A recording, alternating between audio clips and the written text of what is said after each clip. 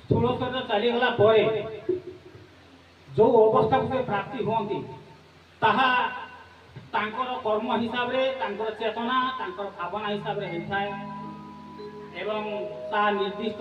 विधिर विधान हिसाब रे होता है। तेरे देखिबा जे स्थूल शरीर छाड़िला परे किए केउ अवस्था रे रहंती एवं ता पई विधान कोन अछि जगत रे एपर्यंत की प्रकार विधान हेई आसुथला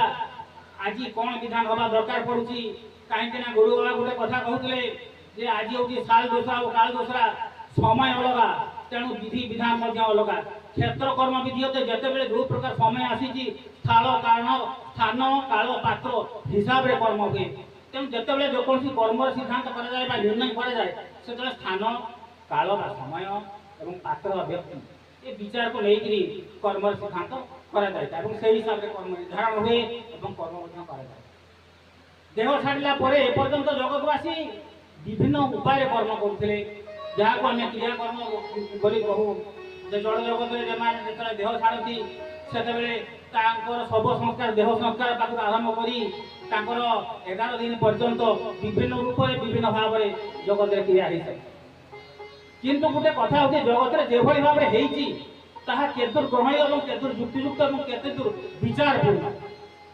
से विचार कर समस्ते किंतु से गोटे प्रकार कर्म ही परंपरा हिसाब से आज पर्यटन चली आसी कि बुझार चेष्टा करना जानवाई चेष्टा करना प्रकृत जहाँ आम करूँ ठीक के भूल देह छाड़ा आम साधारणतः दाह संस्कार कर साधारण कि दाह संस्कार हम कि भाव में आम साधारणतः कौन करूँ ना देह मृतदेह को नहीं गले नहीं जाकि श्मशान काठरे धुई सजेले सजी सारापर मुह को तल को कर हाथ गोड़ पड़ी मुहरे निआ लगे ये हूँ साधारण व्यवस्था एपर्यंत कर्मकांड व्यवस्था। अच्छा गोटे कथा कहले जे सृष्टि भीतर को आसी सी भी तो संतान संतान सृष्टि कर अग्नि संयोग करेंगे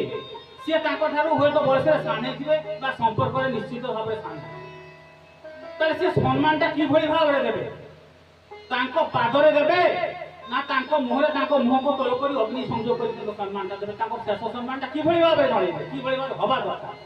किंतु जगत में एपर्यंत से जिन ना विचार कर्म चली बहु भाव में कर्म हो प्रत्येक जगार हो किंतु तार विचार है कहीं ना जेहेतु से सम्मानिया आसी से जो देह को छाड़े से देहरे थे किए जीव आत्मा थे परम थे जीव परम जो जगार रहती से अवभित केमती